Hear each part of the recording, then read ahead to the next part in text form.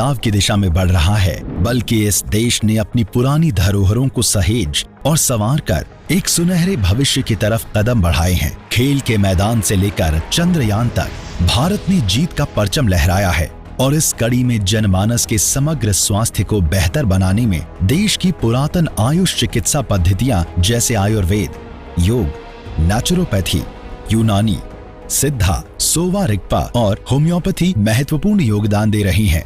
भारत सरकार के आयुष मंत्रालय ने वर्ष 2014 में नेशनल आयुष मिशन की नींव रखी, जिसका क्रियान्वयन राज्य एवं केंद्र शासित प्रदेशों के माध्यम से आयुष चिकित्सा पद्धतियों के सतत प्रचार, प्रसार एवं विकास के लिए किया जा रहा है। इस मिशन के अंतर्गत राज्य एवं केंद्र शासित प्रदेशों को विभिन्न गतिविधियों जैसे आयुष हॉस्पिटल और डिस्पेंसरीज की स्थापना, शैक्षिक संस्थानों का इंफ्रास्ट्रक्चर सुदृढ़ करना, प्राथमिक स्वास्थ्य केंद्र, सामुदायिक स्वास्थ्य केंद्र और जिला अस्पतालों में आयुष यूनिट की सह स्थापना, आयुष औषधियों की उपलब्धता सुनिश्चित करना इत्यादि के लिए सहयोग प्रदान किया जा रहा है, जिससे कि जनमानस को आयुष चिकित्सा सुविधाओं का ठीक तरह से लाभ मिल सके। इन मुख्य गतिविधियों के अतिरिक्त राज्य एवं केंद्र शासित प्रदेश फ्लेक्सी पूल के अंतर्गत कोई भी आरोग्य नौका, टेलीमेडिसिन, IEC तथा अपनी प्राथमिकता के आधार पर अन्य क्रियाकलापों के लिए सहयोग ले सकते हैं। आयुष मंत्रालय राज्यों और केंद्र शासित प्रदेशों के योग्य एवं सक्षम अधिकारियों को central programme management unit, state व डिस्ट्रिक्ट प्रोग्राम मैनेजमेंट यूनिट के अभूतपूर्व सहयोग से नेशनल आयुष मिशन को प्रभावशाली तरीके से सफलता के मार्ग पर ले जाने के लिए निरंतर प्रयास कर रहा है। हर स्तर पर इसके स्पष्ट परिणाम भी दिख रहे हैं। आयुष मंत्रालय ने 2019-20 में समग्र स्वास्थ्य की परिकल्पना को ध्यान में रखते हुए आयुष डिस्पेंसरीज और सब हेल्थ सेंटर्स को अपग्रेड करके 12,500 Ayush health and wellness centres को चरणबद्ध तरीके से 2023-24 तक स्थापित करने का बीड़ा उठाया। इस समय 12,000 से अधिक Ayush health and wellness centres लोगों की सेवा में कार्यरत हैं। साथियों, जब हम देश में 1.5 lakh health and wellness centre खोल रहे हैं तो आयुष को भी हमने हमारा को ट्रैवलर बनाया है, साथी बनाया है, हम उसको भूले नहीं हैं। अब इन्हें आयुष्मान आरोग्य मंदिर आयुष के नाम से जाना जाता है। आयुष के इन आयुष्मान आरोग्य मंदिरों के अंतर्गत सामान्य रोगों की चिकित्सा के अतिरिक्त योग गतिविधि, प्रकृति परीक्षण, औषधीय पौधों के बारे में जानकारी, गैर संक्रामक रोगों के लिए स्क्रीनिंग और उससे बचने के उपायों के बारे में भी जानकारी दी जाती है। आरोग्य मंदिरों में लाभार्थियों की संख्या में निरंतर वृद्धि होना ये प्रमाणित करता है कि जन समुदाय समग्र स्वास्थ्य के प्रति बहुत जागरूक है और उसे जमीनी स्तर पर आयुष सेवाओं का लाभ मिल रहा है। वर्ष 2014-15 में नेशनल आयुष मिशन को लगभग 78 करोड़ रुपए का बजट आवंटित हुआ था, जो वर्ष 2024 से 25 में बढ़कर 1200 करोड़ रुपए हो चुका है। ये इस बात को प्रमाणित करता है कि राज्य व केंद्र शासित प्रदेशों में आयुष चिकित्सा पद्धति के प्रति लोगों का विश्वास बढ़ रहा है। वर्ष 2014-15 से वर्ष 2023-24 में अभी तक विभिन्न राज्य एवं केंद्र शासित प्रदेशों को कुल 4,534.28 करोड़ रुपए की धनराशि केंद्र से विभिन्न कार्यकलापों को संपादित करने के लिए प्रदान की जा चुकी है।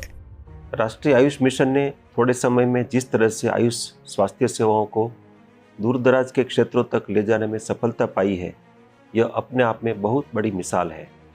इसके अंतर्गत 12,000 से कुछ अधिक आयुष्मान आरोग्य मंदिरों के माध्यम से पिछले 2 वर्षों में 15 करोड़ से अधिक आमजन सीधे रूप से लाभान्वित हुए हैं। राष्ट्रीय आयुष मिशन अपनी बहुआयामी योजना के माध्यम से राज्यों और केंद्र शासित प्रदेशों के साथ मिल करके जन जन तक प्रामाणिक आयुष सेवाएं लेकर जा रहा है और इस पर लोगों का भरोसा भी लगातार बढ़ रहा है। आयुष मंत्रालय इस क्रम को और आगे बढ़ाने के लिए संकल्पबद्ध है।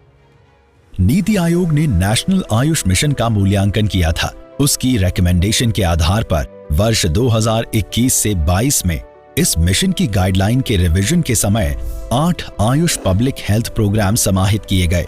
इनके माध्यम से आयुष मंत्रालय ने गर्भवती महिलाओं, बच्चों, बुजुर्गों और सुदूर रहने वाले सभी लोगों को आयुष पद्धति का लाभ मिल सके, इन सभी बातों का ध्यान रखा है। ये सभी 8 स्वास्थ्य कार्यक्रम इस प्रकार से हैं। सुप्रजा, इस कार्यक्रम में आयुष पद्धतियों के माध्यम से गर्भवती महिला का ध्यान रखते हुए सामान्य प्रसव हेतु प्रयास करना शामिल है, जिससे एक स्वस्थ शिशु का जन्म हो सके। आयुर्विद्या, इसमें विद्यार्थियों को आयुष लाइफस्टाइल को अपनाकर स्वस्थ रहने के लिए जागरूक करते हैं और उन्हें औषधीय पौधों के बारे में उचित जानकारी प्रदान की जाती है।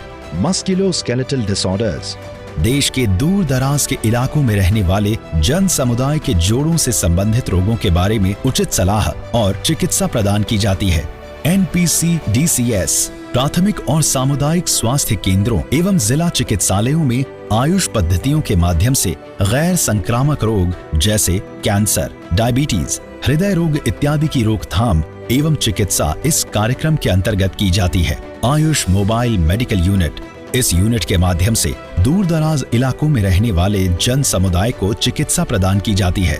वयोमित्र, इसके अंतर्गत विशेष रूप से वरिष्ठ नागरिकों की स्वास्थ्य समस्याओं के समाधान के उपाय किए जाते हैं। कारुण्य, विभिन्न प्रकार के जटिल रोगों के साथ जी रहे लोगों का आयुष पद्धति के माध्यम से विशेष ध्यान रखा जाता है, जिससे वो एक सुखद जीवन व्यतीत कर सकें। Public health program on lymphatic filariasis, वे क्षेत्र जहां पर लिम्फेटिक फाइलेरियासिस या हाथी पांव नामक रोग प्रभावी है, उनके सर्वे करके रोगियों को आयुष पद्धति के माध्यम से उनकी समस्या के समाधान के उपाय बताए और उपलब्ध कराए जाते हैं। 2014 में शुरू किए गए नेशनल आयुष मिशन ने अभी तक कई बड़ी उपलब्धियां प्राप्त की हैं, जैसे विभिन्न राज्यों एवं केंद्र शासित प्रदेशों में 163 इंटीग्रेटेड आयुष हॉस्पिटल्स की स्थापना की स्वीकृति मिली है। आयुष के 416 अस्पतालों और 5036 डिस्पेंसरीज को नेशनल आयुष मिशन के अंतर्गत अपग्रेड किया गया है। 2322 प्राथमिक स्वास्थ्य केंद्रों, 715 सामुदायिक स्वास्थ्य केंद्रों और 314 जिला अस्पतालों में आयुष यूनिट की सह स्थापना हुई है। 996 अस्पतालों, 12,405 आयुष डिस्पेंसरीज ने देश भर में जरूरतमंदों के लिए दवाइयों को पहुंचाने का कदम उठाया है।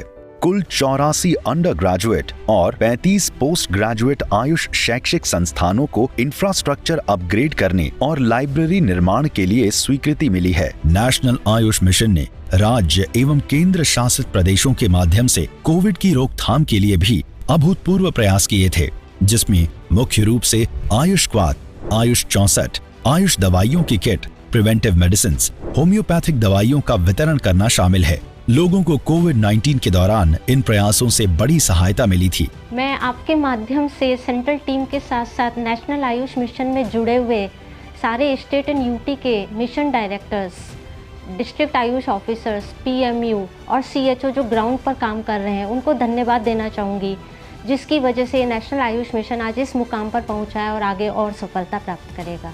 Thank you. आयुष मंत्रालय समय समय पर विभिन्न राज्य एवं केंद्र शासित प्रदेशों के साथ क्षेत्रवार समीक्षा बैठक करता रहता है, जिसमें आयुष मंत्रालय के वरिष्ठ पदाधिकारी अपनी प्रोग्राम मैनेजमेंट टीम तथा राज्यों एवं केंद्र शासित प्रदेशों के पदाधिकारी अपनी प्रोग्राम मैनेजमेंट टीम के साथ बैठकर बात करते हैं।